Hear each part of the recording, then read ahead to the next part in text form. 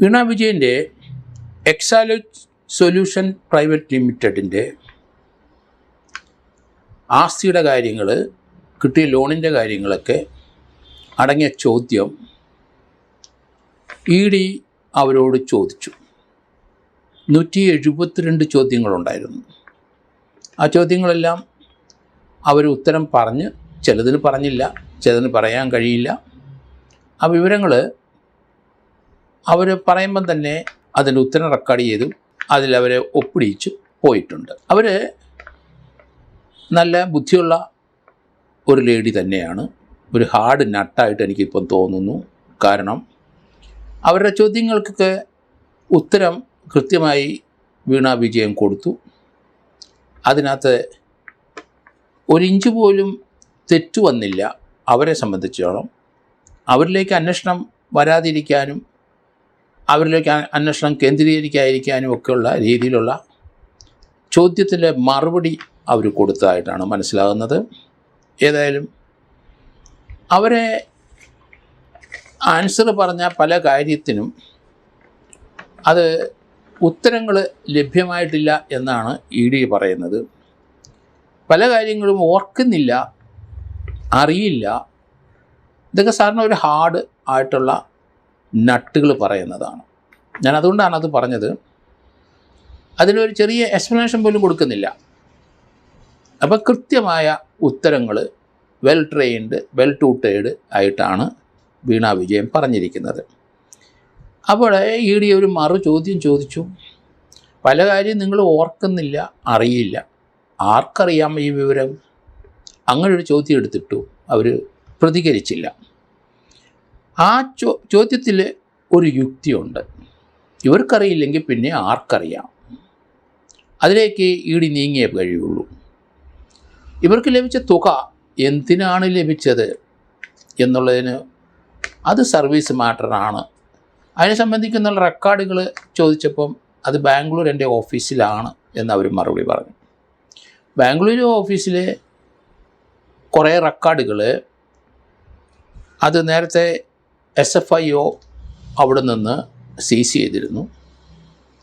അത് ഒരു കുറ്റച്ചാർജ് എറണാകുളത്ത് കൊടുത്തു.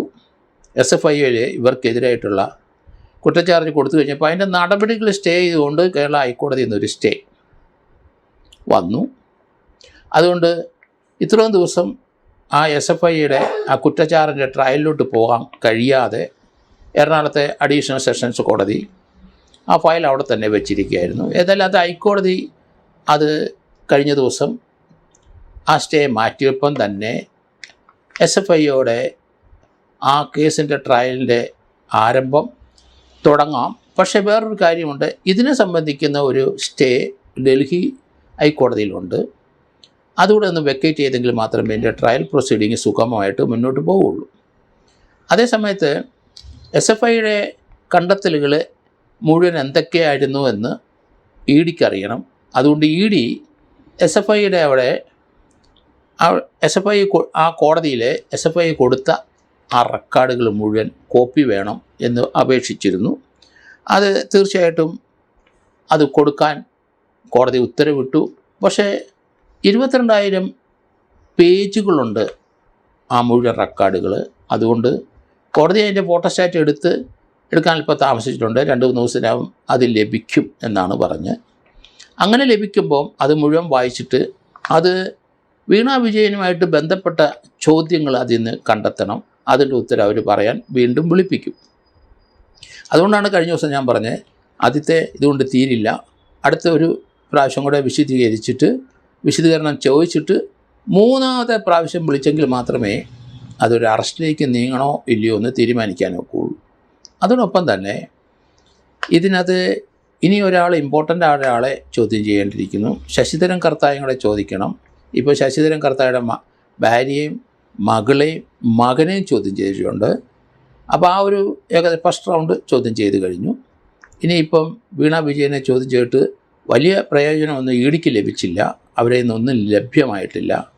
കാരണം അവർ വിശദീകരിക്കാൻ അവർക്ക് കഴിയില്ല.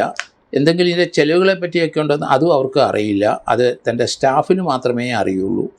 അപ്പോൾ അത് ആ സ്റ്റാഫുകളെല്ലാം വിളിച്ചു വരുത്തി ഓരോ കാര്യങ്ങളും ചോദിക്കേണ്ടിയിരിക്കുന്നു. അതിന് മുമ്പ് ഈ 3 പേരുടെയും സ്റ്റേറ്റ്മെൻറ്റിൻ്റെ അടിസ്ഥാനത്തിൽ SFIയുടെ റെക്കോർഡിൻ്റെ അടിസ്ഥാനത്തിൽ വീണ്ടും ചോദ്യങ്ങൾ പ്രിപ്പയർ ചെയ്ത് വീണ വിജയനെ വിളിച്ചു വരുത്തി ദീർഘമായ രീതിയിൽ ആ ചോദ്യങ്ങൾ ചോദിച്ച് ഉത്തരം കണ്ടെത്തേണ്ടിയിരിക്കുന്നു.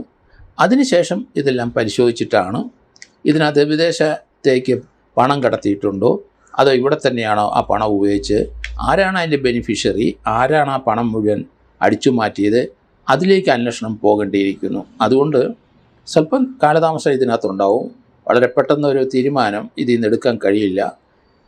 കാരണം SFIയുടെ മുഴുവൻ റെക്കോർഡും പരിശോധിച്ച് അതിനകത്ത് വീണ വിജയനുമായിട്ട് ബന്ധപ്പെട്ട കാര്യങ്ങൾ ചോദിക്കേണ്ടിയിരിക്കുന്നു. അവരുടെ വിശദീകരണം വേണം. അത് അവർ ഒഴിഞ്ഞു മാറുന്നതാണ് കാണുന്നത്. അങ്ങനെയാണ് അവരുടെ സ്റ്റാഫുകൾ പറയണം. അത് അവർക്ക് പറയാൻ സാധിക്കുന്ന അവർ പറയും. പണം എങ്ങോട്ട് ആരുടെ അക്കൗണ്ടിൽ പോയി എന്നുള്ള കാര്യമാണ് ED ഇപ്പം നോക്കുന്നത്. അതിൻ്റെ പ്രാരംഭമായിട്ട് അവരുടെ തിരുവനന്തപുരത്തുള്ള ആയുർവേദ കോളേജിൻ്റെ അവിടെയുള്ള HDFC ബാങ്കിലെ അവരുടെ ലോക്കർ ഇന്നലെ ED തുറന്ന് പരിശോധിച്ചിട്ടുണ്ട്. ബാങ്കിലെ മാനേജർ ഉണ്ടാവും. എനിക്ക് തോന്നുന്നത് അവിടെ വീണ വിജയൻ വരണം എന്ന് പറഞ്ഞിട്ടുണ്ടാവും. അവരുടെ സാന്നിധ്യത്തിലായിരിക്കണം ആ പരിശോധന നടന്നത്. ഇന്നലെ ആ പരിശോധന അവിടെ നടന്നിട്ടുണ്ട്. വരും ദിവസങ്ങളിൽ കൂടുതൽ കർക്കശമായ ചോദ്യങ്ങൾ ചോദിക്കും. ഉത്തരം പറയാനായിട്ട് വീണ വിജയന് കഴിയില്ല, സാധിക്കില്ല എന്ന് തന്നെയാണ് ഈ ആദ്യത്തെ ചോദ്യത്തിൽ നിന്ന് അവർ ഒഴിഞ്ഞു മാറിയെന്ന് നമ്മൾ മനസ്സിലാകുന്നത്. അതുകൊണ്ട് അടുത്ത ചോദ്യങ്ങൾ അവർ ഫേസ് ചെയ്യേണ്ടി വരും. അതിലൊന്നും അവർക്ക് ഭയമില്ല. അവർ തീർച്ചയായിട്ടും അത് ഫേസ് ചെയ്യും. കൂളായിട്ട് ഫേസ് ചെയ്തിട്ട് അവർ പോകും. കാരണം അതിശക്തമായ രീതിയിൽ തന്നെയാണ് പ്രതിരോധം അവർ തീർക്കുന്നത്. വരും ദിവസങ്ങളിൽ നമുക്ക് കൂടുതൽ വിവരങ്ങൾ ഇതേപ്പറ്റി അറിയാൻ കഴിയും.